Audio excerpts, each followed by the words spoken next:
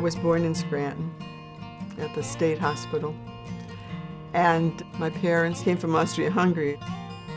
My mother used to say it was Czernowitz Bukowina.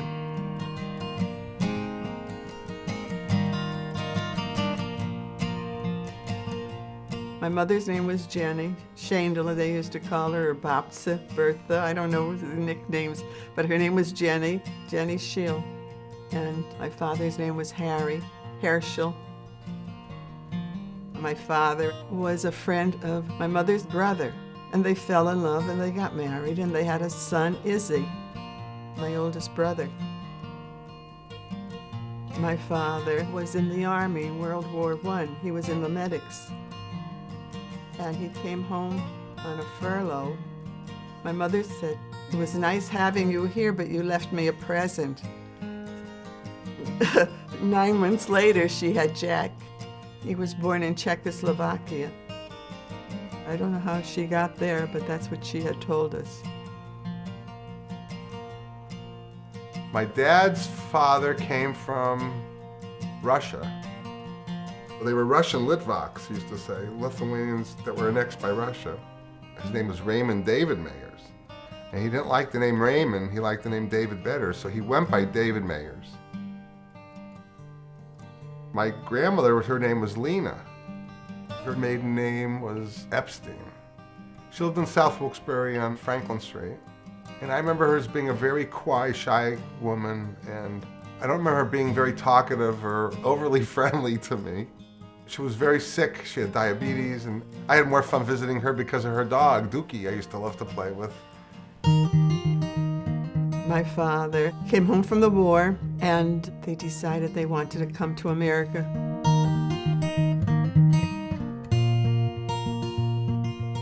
And so they came to America, immigrants, with 2 beautiful little boys, and they came penniless.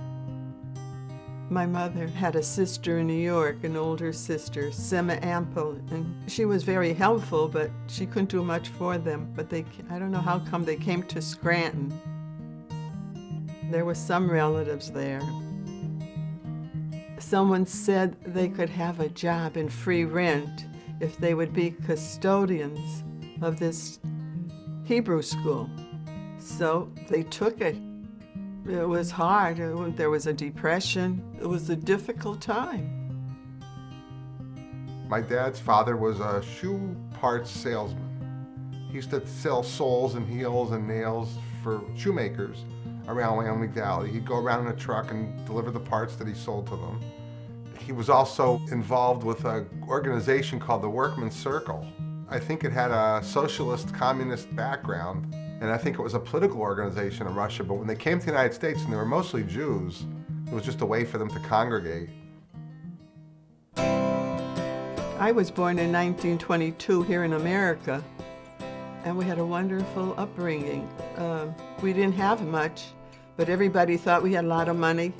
We had the best clothes, we had the best food. Whatever they could, they provided for us.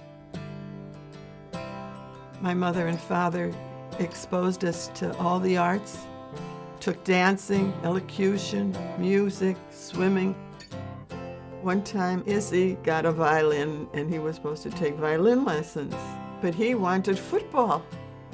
He wanted sports. So I took the violin. I was in high school, and I went into the orchestra.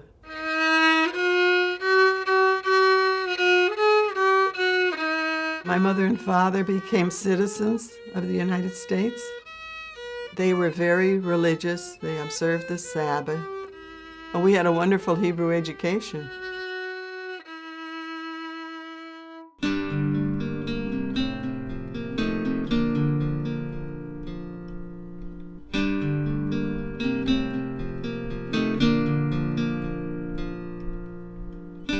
My dad was 12 years old when his father died.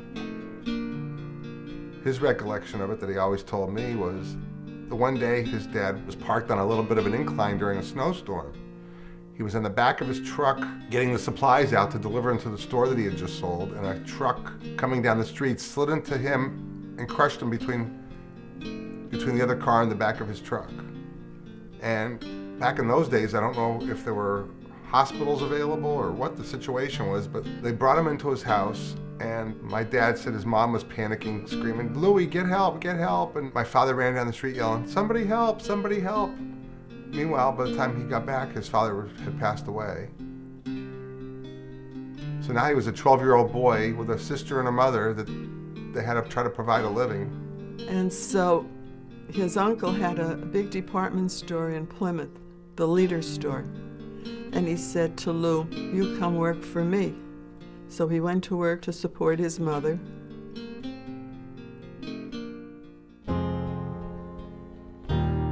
My father had a horse and wagon. He had to make a living for his family. And he went into business. He had a junkyard. He used to sell metals. I used to go with him to Breslau. One time I sat on the wagon and he went in the house for something and the horse ran away with me. And Grandpa ran after and got the horse back. He was tremendous. He was tremendous. My mother could speak many languages and could write many languages. Hungarian, German, Polish, Jewish. In fact, people came to her that wanted to bring their families over from Europe. They used to come to our house, and I remember her sitting there writing letters for them. And then they would stay at our house. She put them up until they found a place to live. And I remember one time I had to sleep in the bathtub. And sometimes we would put two chairs together and sleep on the chairs so they could have a place to live. That's how my parents were unbelievable, so generous.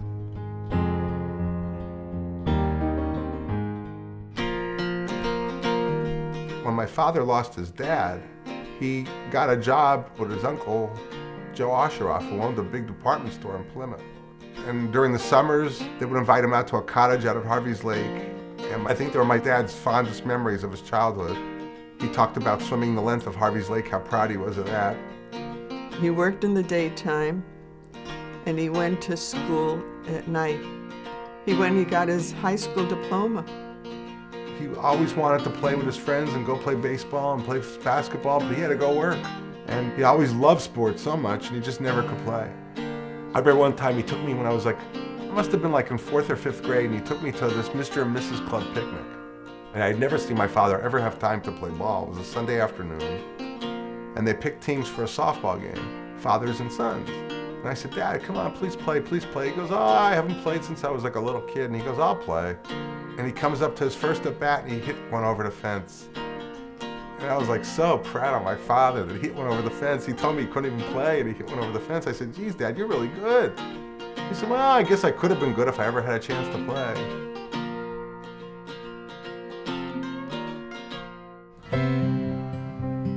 My older brother is gone, Izzy. My sister Ruthie was a nurse and she had degrees. She took care of a family, the mother. And then the son came home from the service, Murray Lonstein, and he fell in love with my sister and they got married. He was a psychologist and they moved to Pittsburgh. And she died young of cancer and left 3 little children. My brothers were wonderful to me. I was the younger sister, the little girl in the house, and they would take me to the movies with them, with their friends. And then after the movies, they would take me. There was a White Tower. We used to get hot chocolate with donuts. And Jack was a terrific tipper. And he would tip the waitresses. And I'd say, "Jack, that's bigger than the bill." He says, "Oh, they work hard." To this day, when he'd come and we'd go out to a restaurant, he'd tip. And he used to bring everybody gum. And he'd always give the waitresses gum.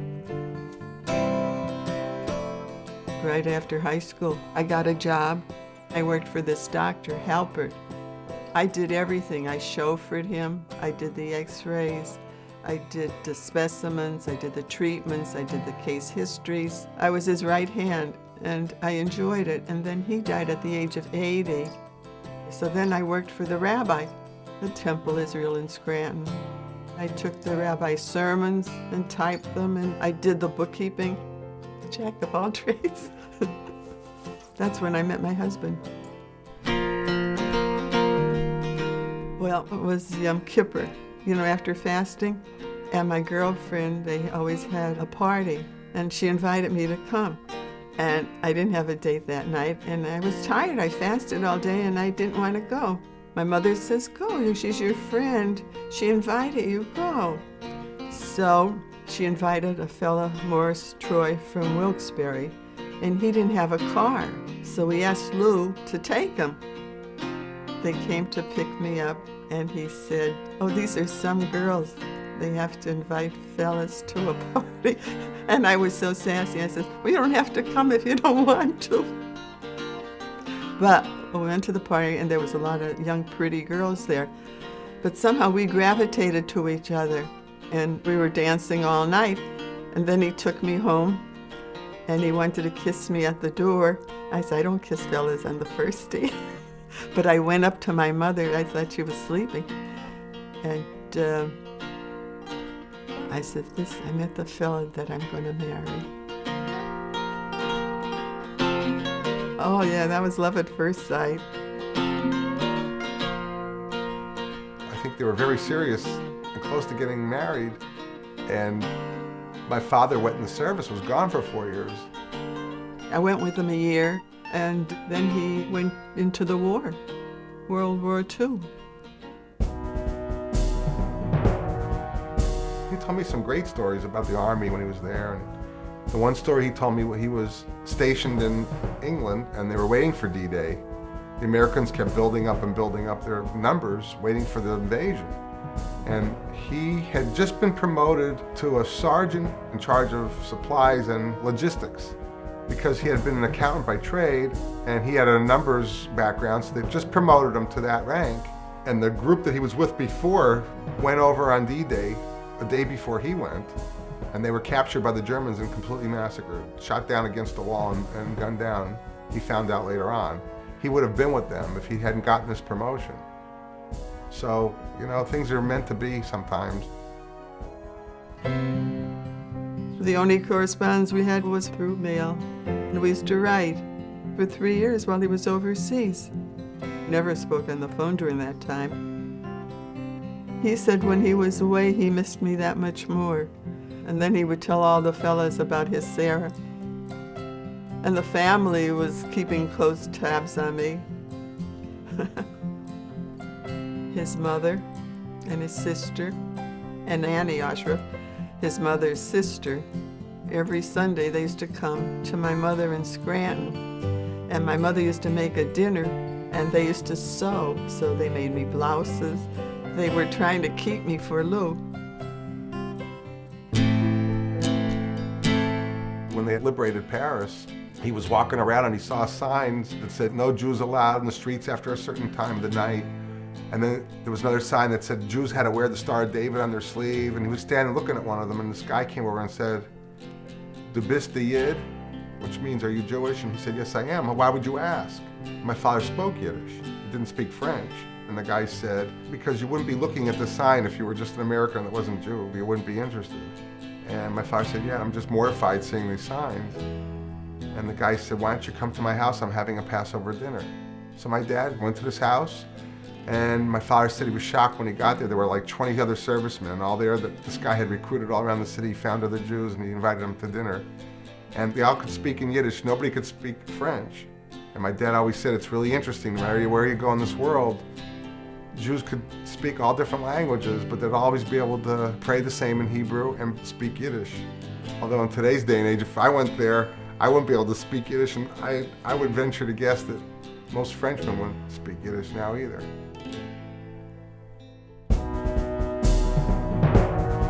He was in the Battle of the Bulge, and he talked about it many times, and how they were surrounded, and it was the winter time, and he was in the office, and they told him to get out there with his gun. And my dad said the cooks, the chefs, the pot cleaners, he said everybody had their guns and was lined up, ready to fight. They were waiting for the Germans to break through. They thought they were finished. He talked about laying in foxholes and having the buzz bombs coming and dropping all around them. And then General Patton came and saved them. So he said a lot of people talk badly about Patton, he said, but they loved him because he saved their ass.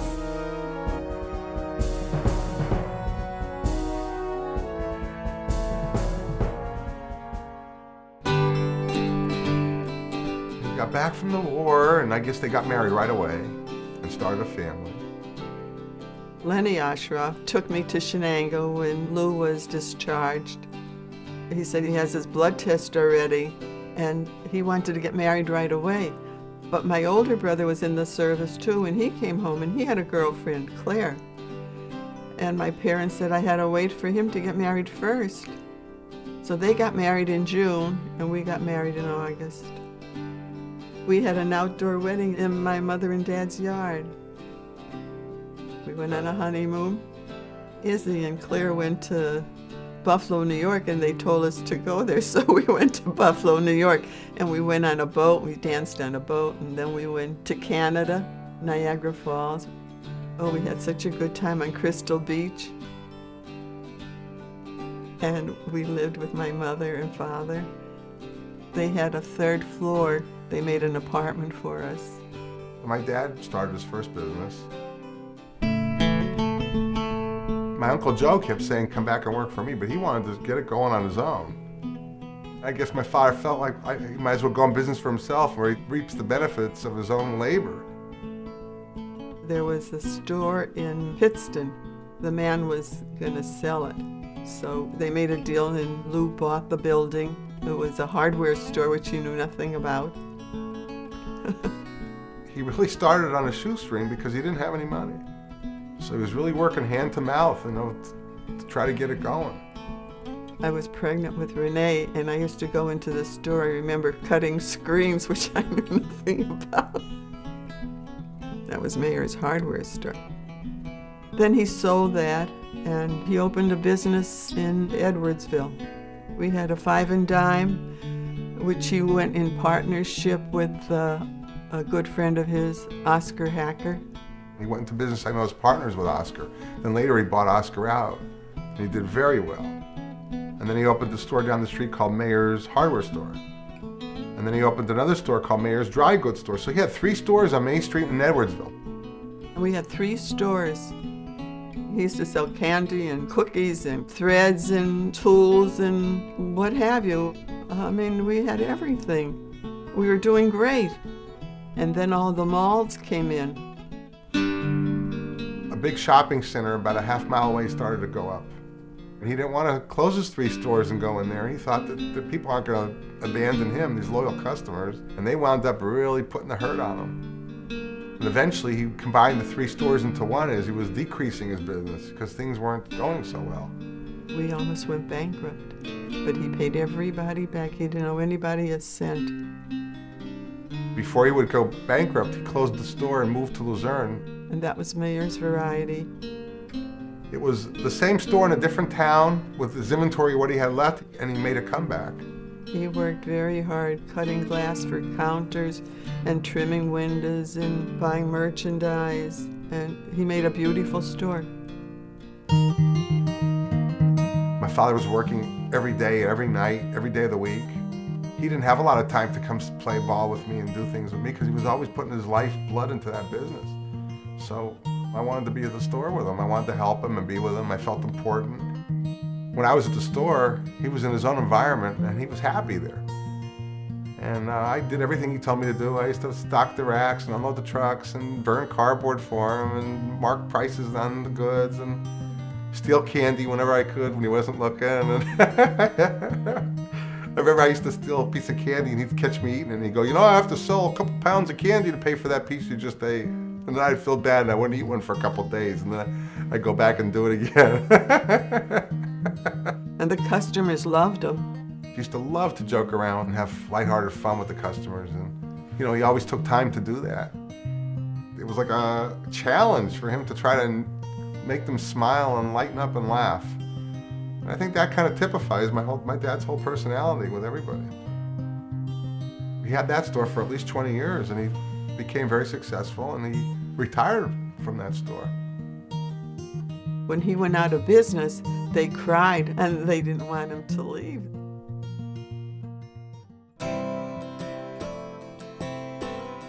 I think the best way to describe my father, the rabbi said at the eulogy, my father was a man that whenever he saw him, always had a smile on his face. My father always had a smile. He always had a kind word for everybody. He never got mad. He never lost his temper. He just was very mellow, easygoing, likable guy. My dad was a very affectionate person. Great sense of humor. He was just a dream. We had a wonderful life. We had 3 beautiful children. And later on I found out from my mother that he was always worried that he would die when he was like 40 years old like his father did, and he wouldn't be able to provide his children. Before he died, he told me he felt very accomplished in his life, that he got his kids all through college. We were married 45 years. It wasn't enough.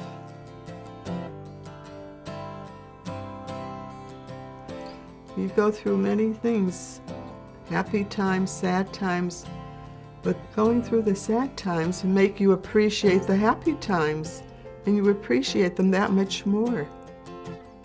I see all my wrinkles, but the thing is I see everybody else's too. And I deserve them. I earned them.